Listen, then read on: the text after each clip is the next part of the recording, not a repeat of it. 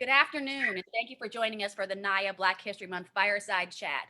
All the guests are now joining, so we're going to give it just a few minutes to let everyone join the session, and then we'll begin. Thanks again.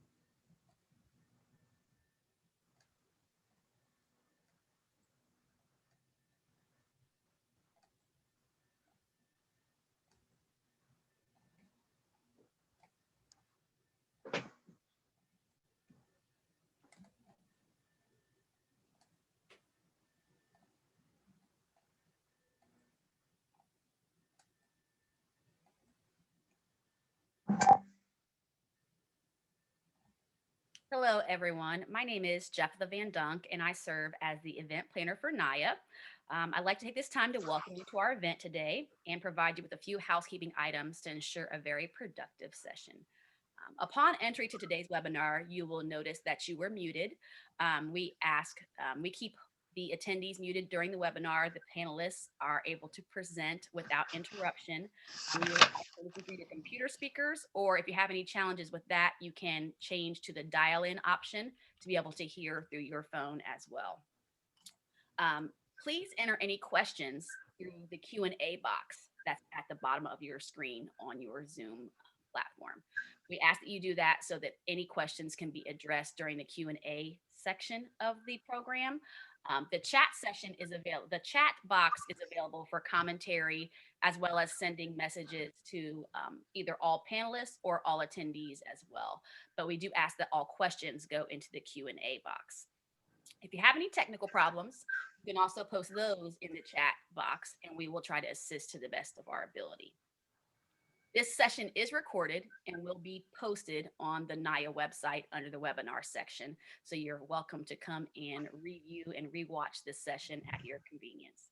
If you get disconnected, please be patient and try to reconnect. We know with internet challenges, sometimes unforeseen connection issues happen, but please be patient and reconnect because we would love to have you join again.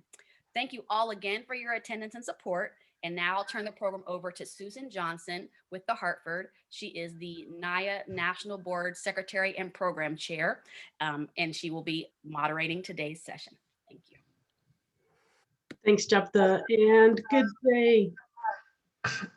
Good day, NAAIA Nation. I'm happy to be able to host this fireside chat with Michele Jawando with you today. And I have one promise for this session. We will not have enough time to get through all of the richness that Michele is going to bring us. So I'm really excited about this opportunity to introduce Michele to you. And let me do that by just giving you a little bit of background on her. Michele is an attorney. She's a public policy expert, a social justice advocate, and a familypreneur and a tech futurist with a lifelong dedication to public service.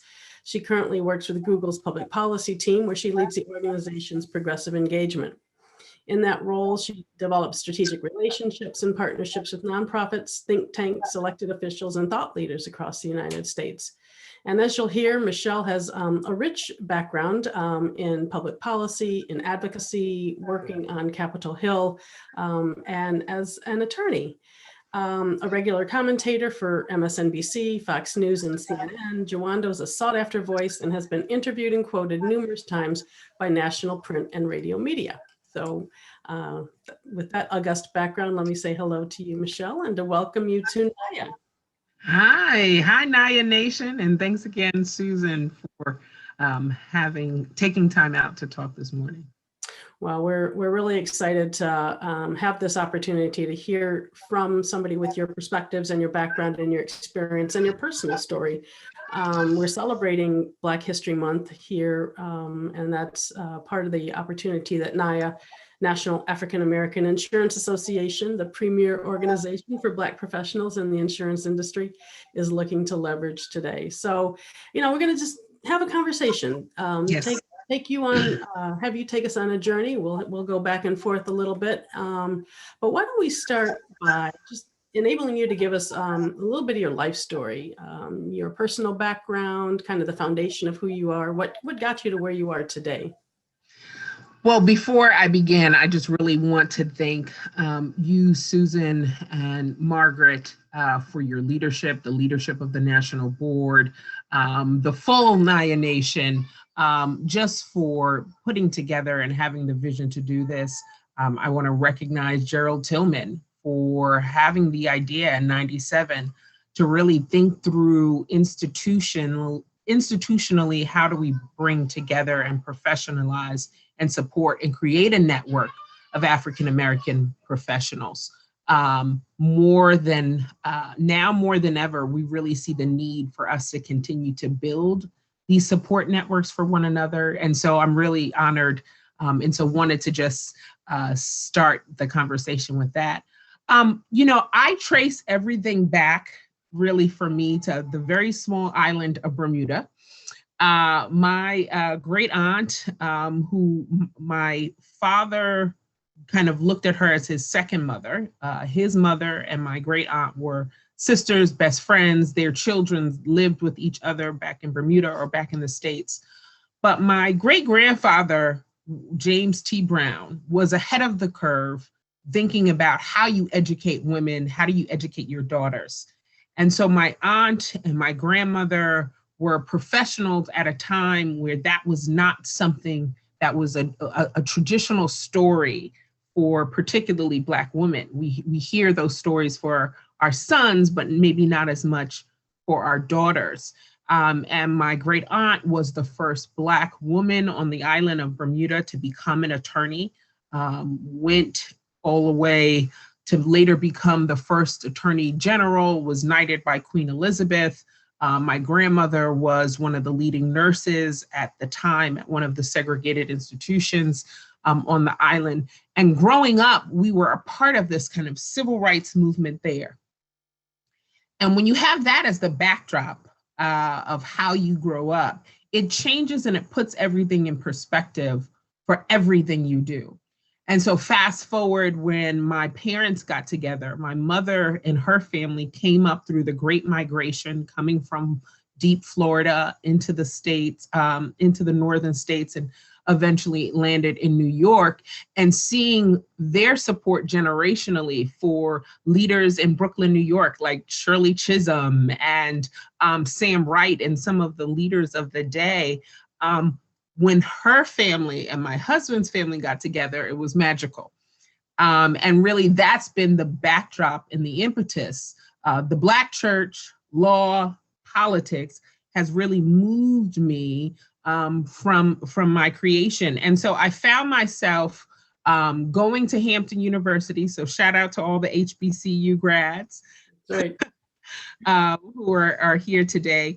Found myself at Hampton University, went to Carolina for law school, in part because of the large social justice civil rights program at the school, and have always continued to live in the mix between public policy, social justice, innovation, and really seeing what impact my life's work can have. And fast forward, it has brought me to Google to kind of continue that work in a different way. That's fascinating. And yes, absolutely. A shout out to HBCUs, Spelman alum here. And yes, we're celebrating HBCUs at the Hartford as part of our Black History Month celebration. So a lot of love. That's awesome. My sister is a Spelman alum and my brother is a Morehouse alum. See there? We HBCU hard in my family. all the way. And I was just thinking about you and listening to some of the stories you've shared on different mediums also. And I appreciate the role that faith has played in your family and in your background. And I wondered the degree to which, when you were, growing up, coming of age, the degree to which faith played a role in your life, and then how it kind of shapes you today. I really cannot disentangle who I am from my faith center.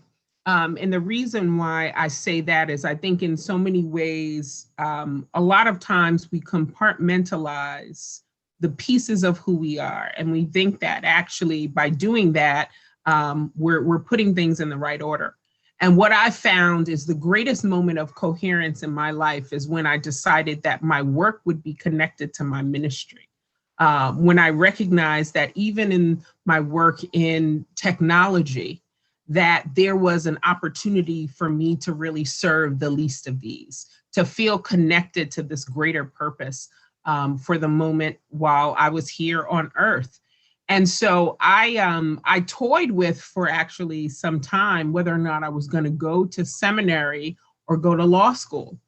And what I've now realized is that as I'm older, I recognize you don't have to necessarily compartmentalize your life, that you can actually bring greater coherence to all of those pieces. And so about a year ago, I actually started a faith-based consulting practice called Living and Giving Grace, where I'm working with and continuing to pour into, with a faith center, my work and my practice, but really thinking, how do we talk to companies and organizations and institutions and nonprofit about how we can center faith in a way that's reflective of our values. More than ever, I have found a greater sense of peace because of me making this decision. I think for a long time I kind of ran from it, if I'm honest, particularly in my 20s. I might have run from it. And I have now come to such a point of peace. And I think for me, if I'm very honest, about a year and at the beginning of COVID, or a few months before, January 2020, I received a lupus diagnosis.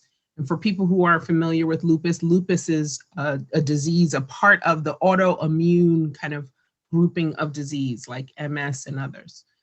And at the time, I was floored. I had led a fairly active and healthy life and really didn't understand what that meant. Fast forward a year later, coming to you in March 2021, in many ways, I think that diagnosis helped to change my life, change my eating habits, and having more of a vegan lifestyle. I'm not all vegan because I'm from the West Indies and I can't give up oxtails, but I did recognize that I needed to do more on changing my lifestyle. I got a Peloton bike. I'm a part of the One Peloton Nation.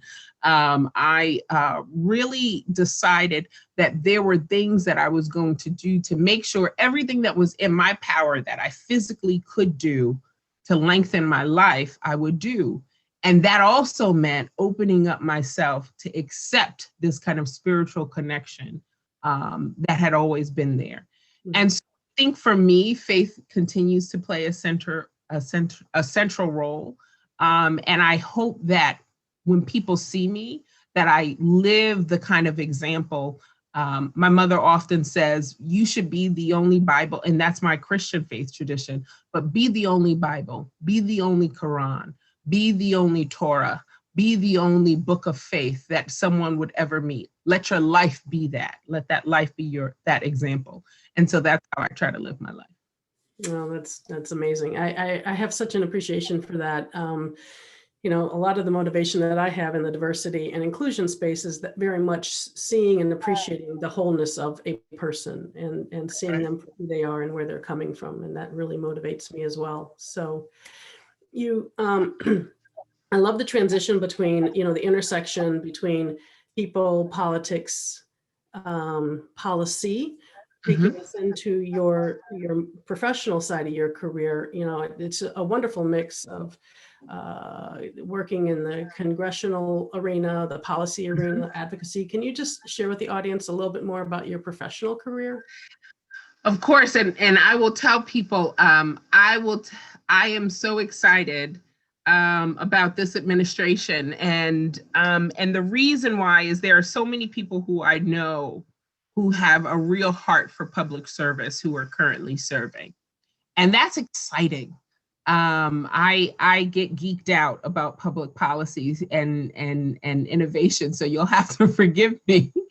But the reason why I think so many people get into public service is you see a problem in your community and you want to fix it. And when you really want to fix a problem at scale, public policy is the way to do that. I was fortunate that my experiences on the Hill led me to work for Congressman Gregory Meeks, who is the first African-American chair of the Foreign Services Committee on the House side, an amazing honor, which without question was one of the best opportunities for me to get my feet together, figure out my path. What did I want to study? Learn international dynamics, understand kind of what we're dealing with in the Middle East, recognizing our dynamics around trade and economics here in the States. And in a space where there are very few African Americans who work on foreign policy, it was a privilege and an honor. And that really catalyzed and set me up for becoming senior advisor and general counsel and senior counsel for Senator Kirsten Gillibrand of New York. When she was first appointed by Senator, when then President Obama appointed Hillary Clinton to become Secretary of State, Senator Gillibrand was then made senator from New York, and she had to run very quickly to become the senator and run for the full term. And working with her was like a crash course in politics, a crash course in policy. I was the most senior, at one time, I was the most senior African-American woman who worked on judiciary issues. I was the only Black woman who was general counsel out of all 100 senators. Often found myself as the only in the room. And yet when I walked in, I had such confidence and assurance because I had the support of the senator, who remains one of my mentors personally, because she was up against so much. She had to step into the seat of Hillary Clinton.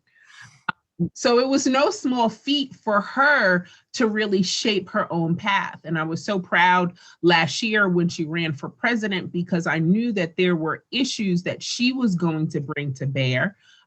We were fortunate that Hillary Clinton was able to pass on so many great pieces of legislation that weren't maybe successful, but when we took over, we were able to move forward. One of that was the 9/11 health bill for survivors and victims of the 9/11 terrorist attack. It was one of the greatest joys of my life to finally get compensation, to get policy in place that would help protect the families, the workers, the first responders, the firefighters who had worked on the pile for years, to finally get some support. Working on the confirmation of Sonia Sotomayor was one of the highlights of my life. This amazing Latina from Bronx, New York, and we would have jokes. I was a big Mets fan, she's a big Yankees fan. And so we would have these little jokes as we got ready to go and meet with various senators to kind of just cool the air. And the senator just proudly supporting her and kind of leading the way. It was the privileges of my life to make sure that she was confirmed on the Supreme Court. And when you read the dissents, because this court often, she finds herself in the dissenting side. When you read her dissents and you hear with such clarity someone who has an experience, who leads with such heart, compassion, and intellect, who quotes effortlessly W.E.B. Du Bois and really speaks about the dual consciousness that Black people face when they're dealing with law enforcement, I feel proud to know that I had played a very, very small part and seeing that confirmation through. So I tell a lot of people who are interested in public service that the Hill is the best place for that. It's really hard to get there. You know, if we're being honest and we're talking about networks and support systems, I was fortunate because I came from a political family, so I had access points, but for so many people, they don't.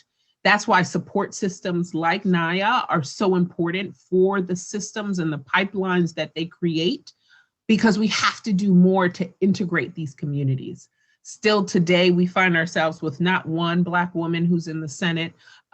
We see great progress with a Senator Warnock and a Senator Booker, but we still have so much more to do. So I absolutely love my time on Capitol Hill and working in public policy. That's amazing. And those little moments of impact, and not little, in your situation, you're dealing with things that literally can transform a nation and transform a world. So that must be so reassuring.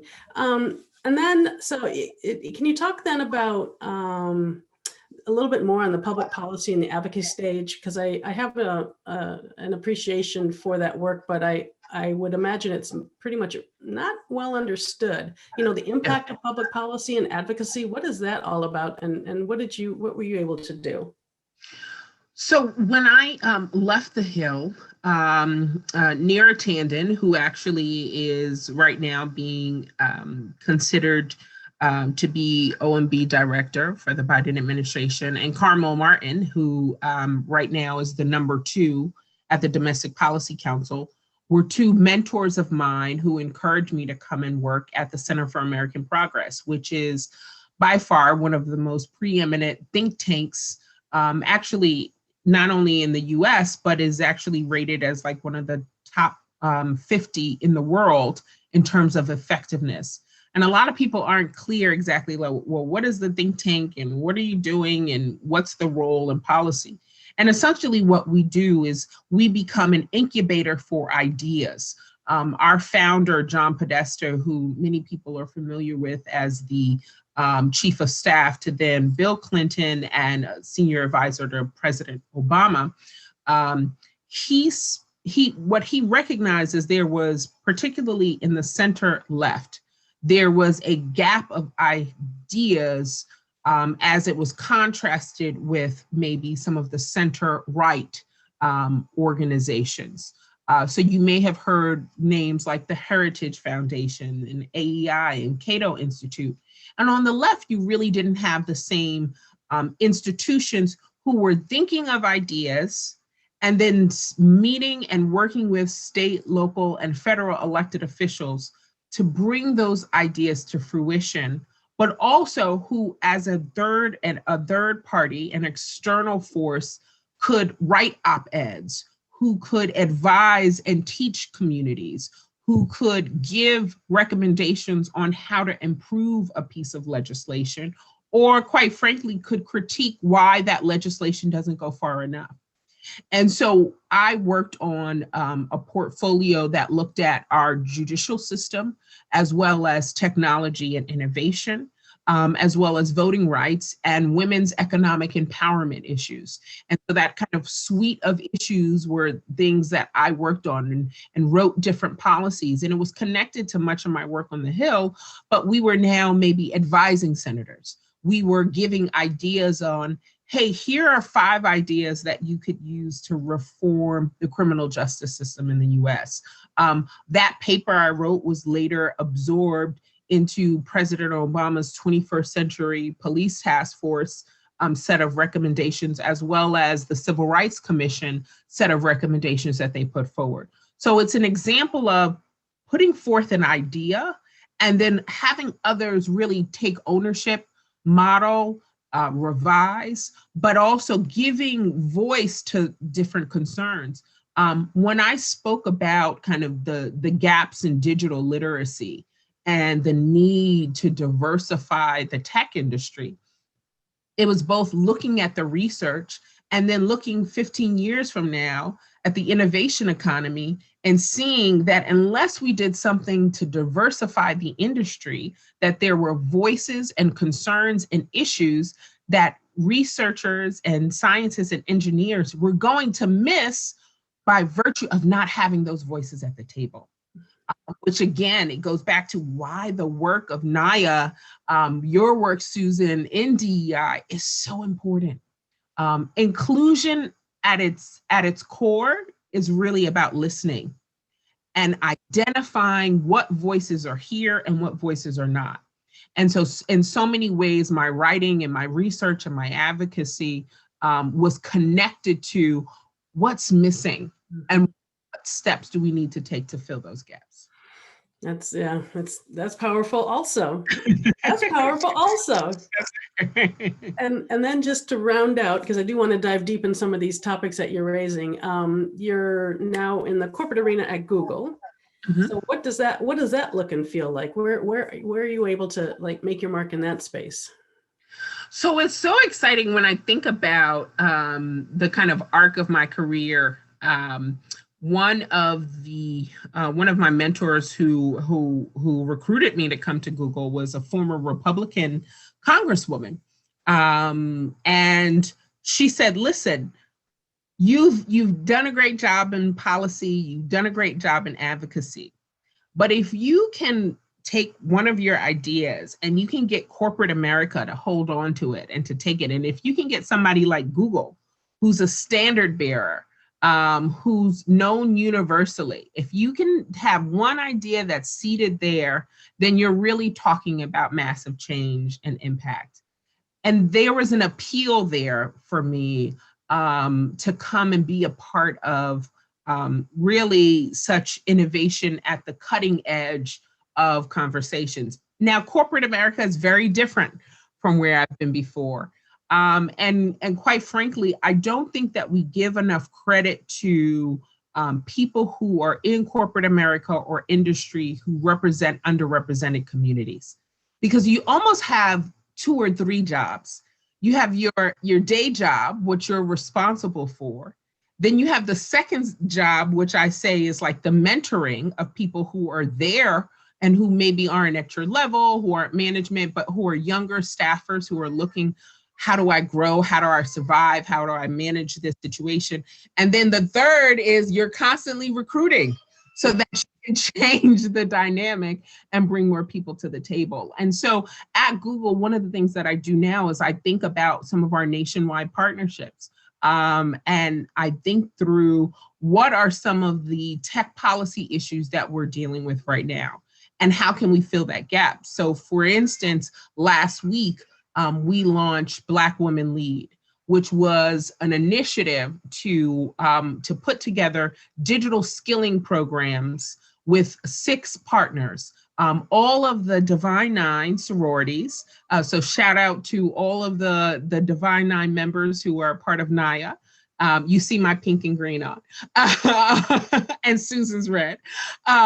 So all of the Divine Nine sororities are our partners, as well as Dress for Success and the Links Incorporated. Hello, my Link sisters.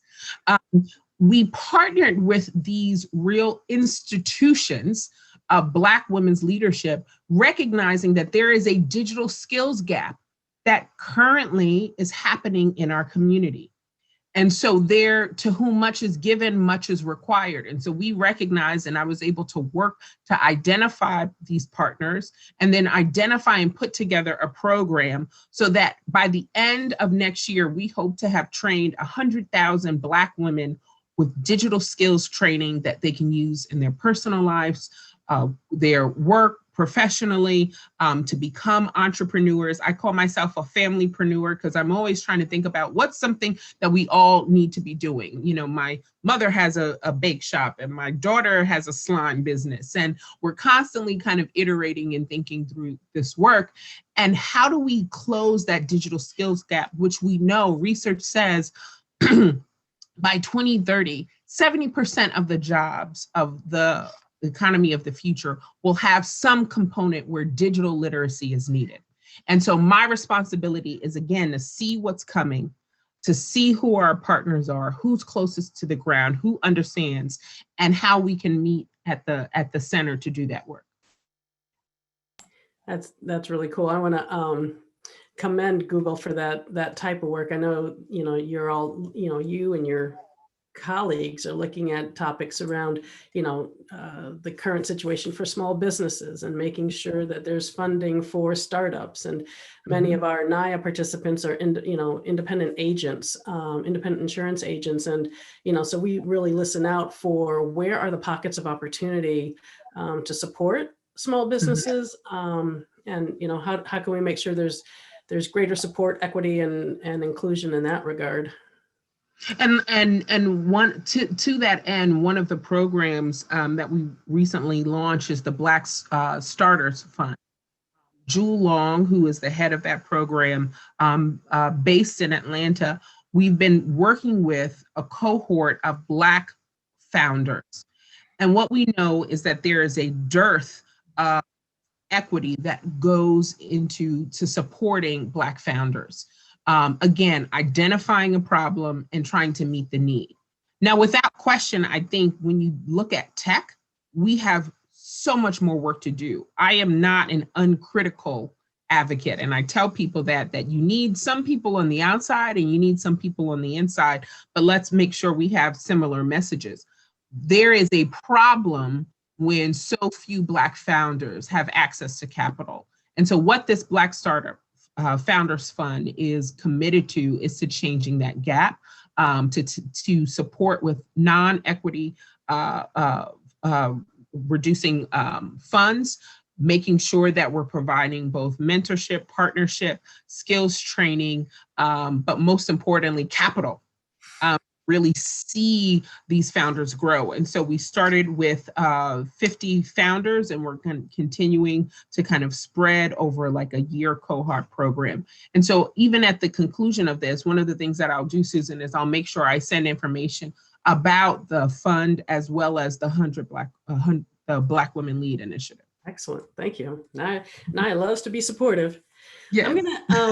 I'm gonna change the conversation a little bit, but before I do, I'm gonna ask Jephthah to cue up the video that I want to play, just to give you a little spark of emotion here.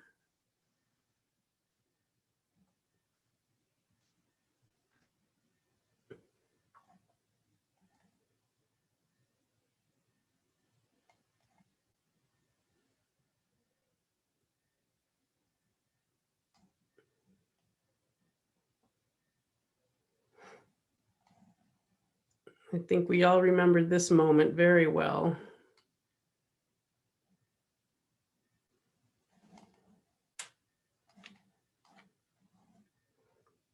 That's great. Thank you, Jephthah. That's good. Thank you. So I wanted to put that up for you because I know that was a powerful moment for you. And I just wanted to share that and let you speak to, important personal moments for you. So even as I watch that, I still get a little emotional because there is this idea of Black resilience that I don't think we're always so busy working that we don't take a moment sometimes to recognize everything that we've gone through. I'm a board member of Higher Heights for America, which is an organization connected to supporting Black women's political leadership in this country. And we have been longtime supporters of Vice President Harris. I'm fortunate that she and her sister, Maya Harris, have been supporters and mentors of both my husband and I throughout our professional career. And so that's her sister, Maya Harris, who was senior policy advisor at Center for American Progress for Secretary Clinton, spent many years at the ACLU. That's Senator Harris in the middle. And then that's Tony West, Maya's husband, who is the general counsel at Uber, was formerly the #2 at the Department of Justice, and very close with Eric Holder, and often was talked about as being the next Black AG. I think that this moment is so transformative when my daughters are able to say, "Oh, that's Miss Kamala," who they've like hugged and spent time with. To see her as vice president is attainable to them. My children will grow up. I tease them how ridiculously spoiled they are. My husband worked for then Senator Obama and then went to work for him in the White House. So President Obama saw us get married and saw us have our first child. And when in this picture, when we went to bring our firstborn, he was like, "Come to Uncle Barack." And right after this picture was taken, the baby started crying and pooped in the White House. But but he's great with the kids and they love him. And every time they see him, they're like, "Uncle Barack." And he's like, "Come here, girls." I mean, their idea of what success is so different because they have grown up with these images, and it is so powerful. And it's not just for my daughters, it's for everyone's children. To grow up and to see what's possible, and then to understand what we've been able to overcome because of it. The attacks and the rhetoric and the systemic challenges that have been in place to prevent our success, and yet still we've been able to overcome. It is just such a powerful lesson and legacy, something that we all should be proud of. Excellent, super. I love the intersections and the personal relationships and the ability to partner with others for the greater good. I'm just trying to think if I want to just have you poke a little bit into not just what you can do and what your colleagues can do, but what we can do.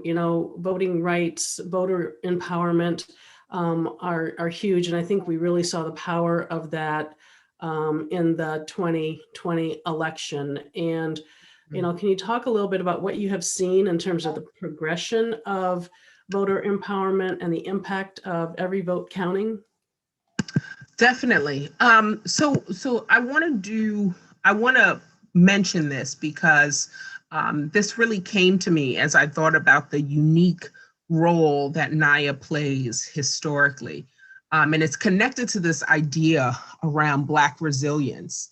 When we think about our community, I'm making my way through Isabel Wilkerson's book Cast, which I highly recommend, and recently finished Homegoing by Yai Jassy.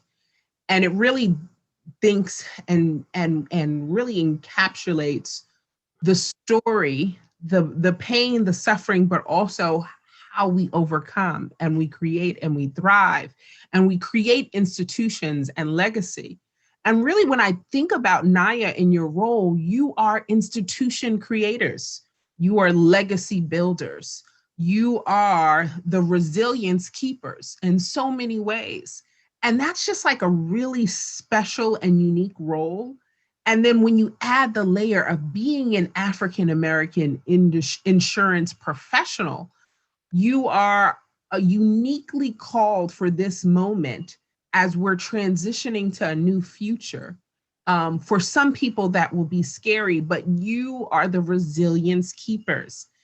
And as we think about kind of what is our role and our responsibility and moving forward, I think three things come to mind.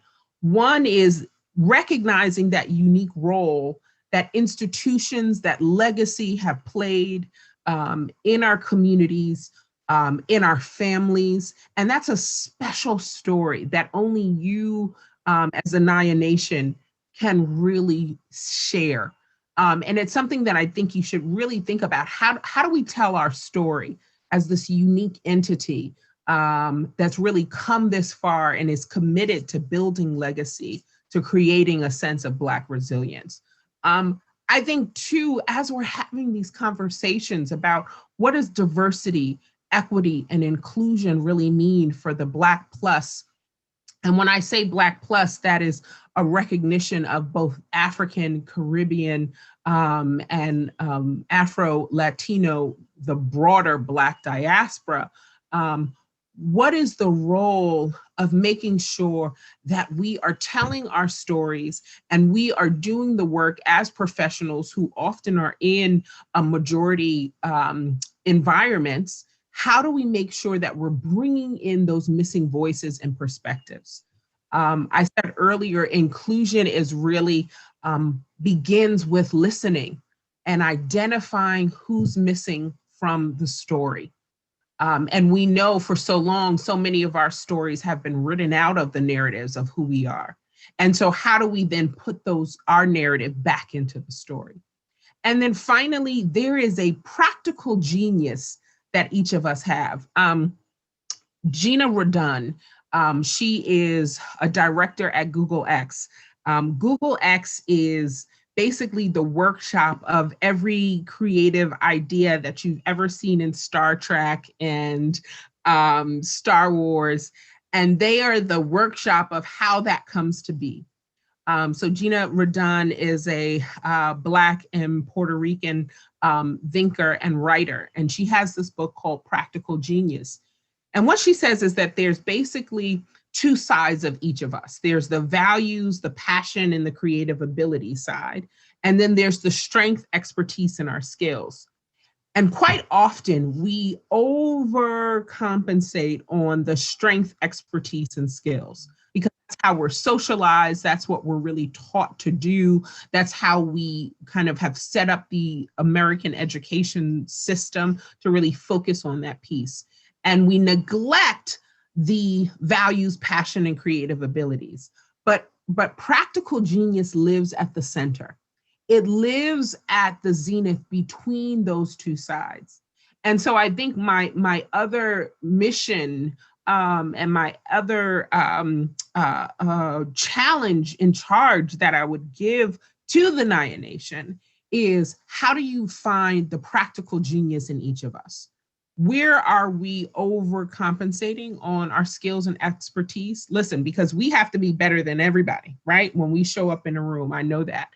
But I can't leave my value. I can't leave my passion. I can't leave my creative ability, because that's really what will distinguish me as someone who creates legacy for now and years to come. So I think those would be the three things that I would really leave as a charge as we're really thinking through what comes next for all of us. Yeah, no, that's really, really good. Resilience legacy is huge. Resilience keepers. I love that concept. Let me just get one other subject matter in here, and then a couple of, more pointed questions. And again, I encourage our participants, if you have a question, to put it in the Q&A so we can give voice to it. And let me just get my little Zoom act together here. I'm so glad I went to grad school, because now I know how to operate all of this stuff. It's like, right, you never knew what skills you were going to need. I'm saying. All right, let's talk about this little bucket of love. Oh yeah.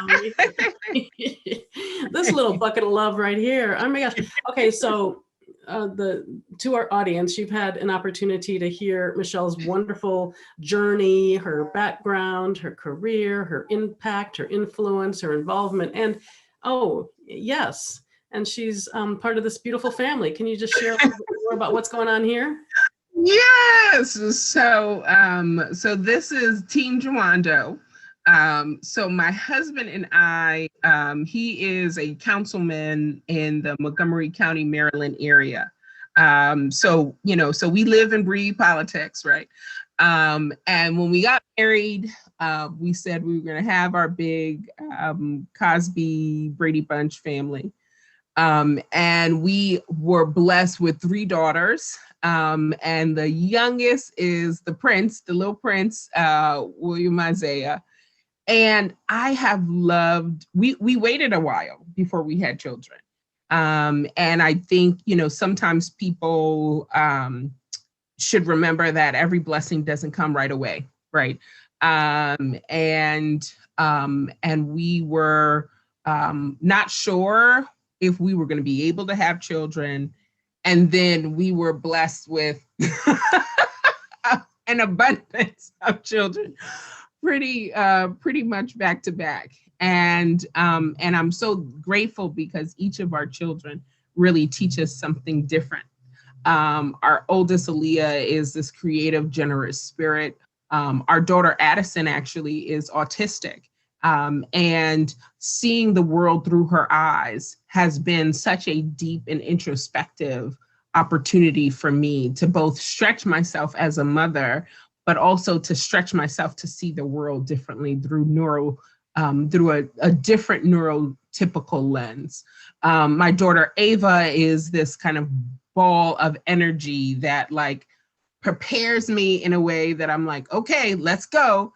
And then finally, my son just brings us joy with like everything he does. And so I think one of the lessons that I've learned is I've always tried to build community and family. So I have surrogate little brothers and sisters and mentees that come over for holidays. And I think whether it's the family you grow or the family you acquire along the way, whether they're friends or neighbors, that is such an important component of the richness of our lives.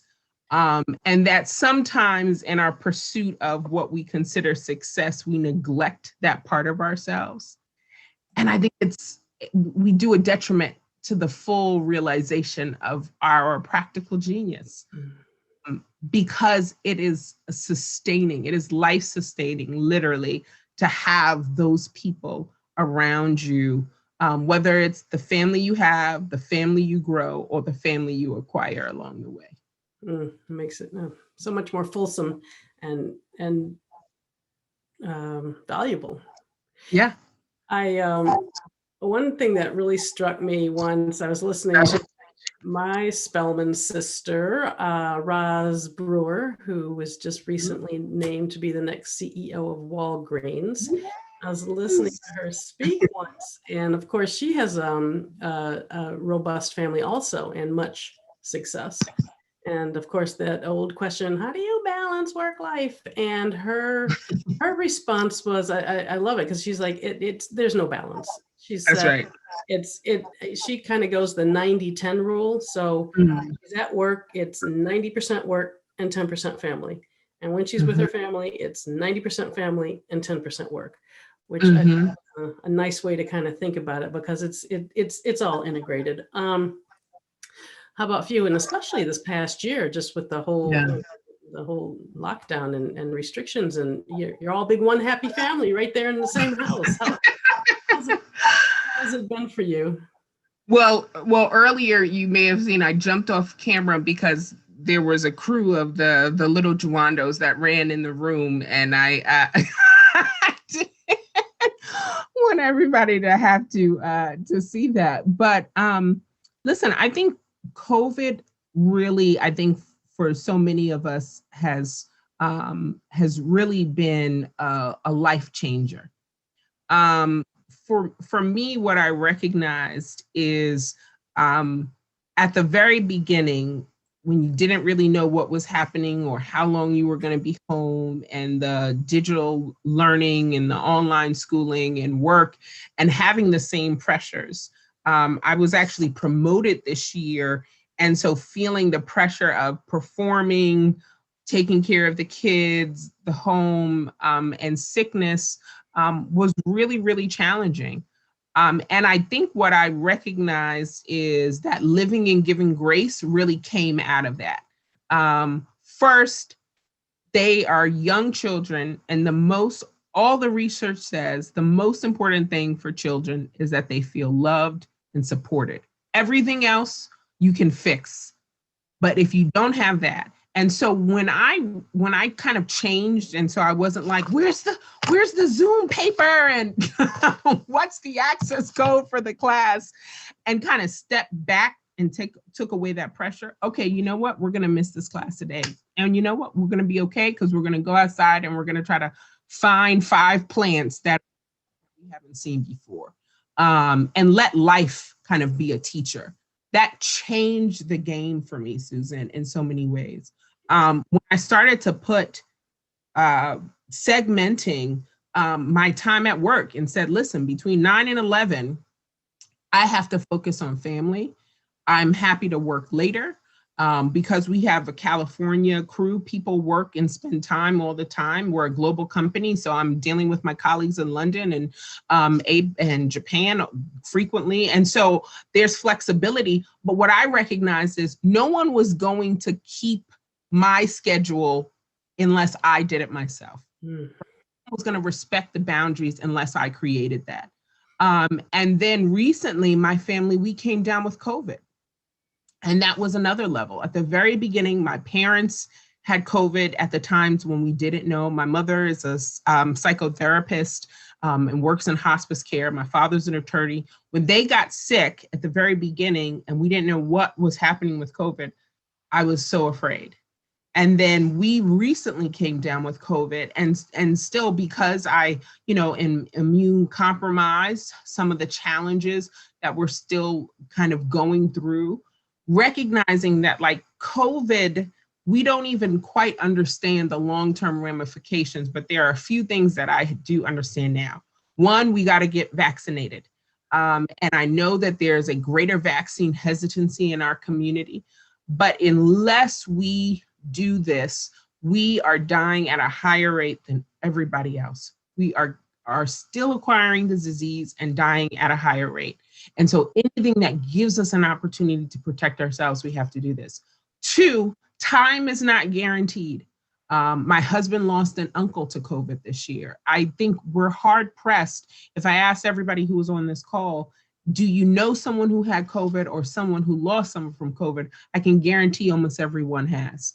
And so what it reminds us is that time is not our own. And each day we really have to think about, what am I doing today to leave the legacy that I want to leave before I leave this earth? And then finally, we have to take care of ourselves. And like I said, when I made the decision, I wasn't going to stress over every class. I wasn't going to make every conference call. And sometimes I was going to do a call with my camera off the whole time because I looked crazy that day. And I wasn't going to dress up from even the top down. That was okay too, because I was still a successful professional. Good for you. Good for you. Excellent. Oh, thank you. And we lift up your family on the health tip, because it's not easy and it's pretty, like you said, it's scary. I see a couple of questions in the chat. Let me just turn to those. Let's see. Tisa, I believe that says Tisa, is asking, what is one professional disappointment that turned out to be a blessing, or a better next chapter, or opened a door? A disappointment that opened a door. I think that might be my Hampton colleague. And if that is, hey, but if not, hi, Tisa, anyway. This is such a real important lesson for me. I actually have 2 examples, so maybe too many disappointments. But what I recognize is that failure is always an opportunity to reorganize. I have an acronym that I use. FAIL is forward application in life, right? So FAIL, forward application in life. What is this experience trying to teach me? So the 2 examples that I'll give, one, when I was working for Senator Gillibrand, there was a question about timing before she presented before one of the important committees. And there was some miscommunication, and there was one team who thought the senator had a certain amount of time, and we thought we had another amount of time. And essentially, the senator got cut off. Now, you don't want your boss cut off, right? At that time, as I was preparing my principal, I took that deeply. And I made the decision then. I would never neglect the I would say, the wraparound issues or the wraparound logistics around an event. What does that mean? How much time do I have? I need it in writing. What are you expecting my person or me to deliver or to share? Where should we go? What time, what place, what manner? Is this online? And I need a visual confirmation of what that is. That just lesson for me completely changed the game. I don't walk into a presentation, I don't have a conversation, I don't do a conference, I don't do a TV hit without seeing that. Because we are moving and constantly moving in a world where it's very easy to have miscommunication. And for me, that clarity, that disappointment was real, because I felt the embarrassment of my senator, and I never wanted to be in that position where there's something I had any responsibility to fix.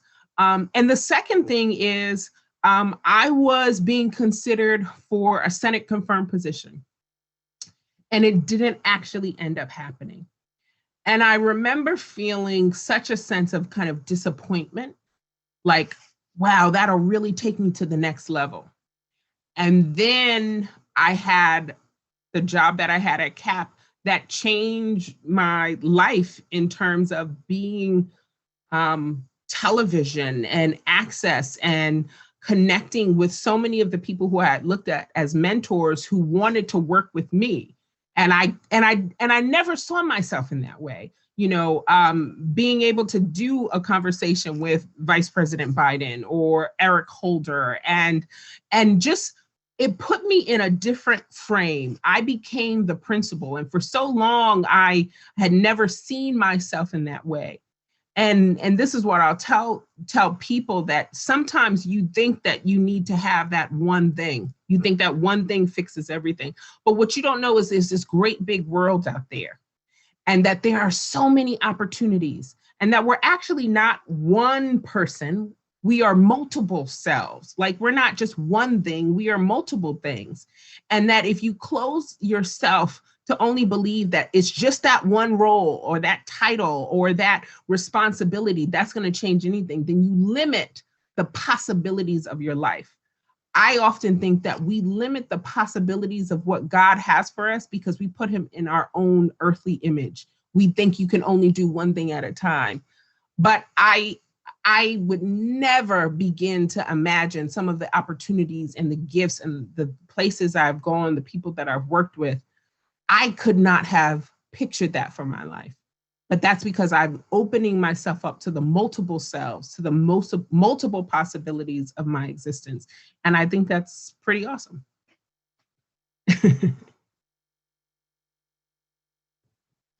Oh, Susan. Yep, there we go. Like I said, tool. Yeah. Thank you. Powerful. A lot of lift. You can hear me now, right? Okay, good. I know we're coming up to the top of the hour, and sometimes we lose people. We will go over just a few more minutes past the top of the hour, but before we lose those who have to drop, I do want to just recognize it's Black History Month and give you a chance to share with the audience kind of, what about Black history, or who about Black history would you like to lift up today? Oh man, I have really been thinking about that question so much. I've recently really started to study and get into the work of Ida B. Wells. And I think, I knew her as a writer, as a child, but, when we talk about resilience keeper, like that was, her story is just amazing. And the legacy and the boldness and the courage that she had at a time, how her life was constantly threatened. It makes some of my problems feel so small. And so I want to just kind of lift up her voice. But one of the other things that I want to lift up, I was able to participate in a talk yesterday with Marcus Samuelson, who many people know as a chef,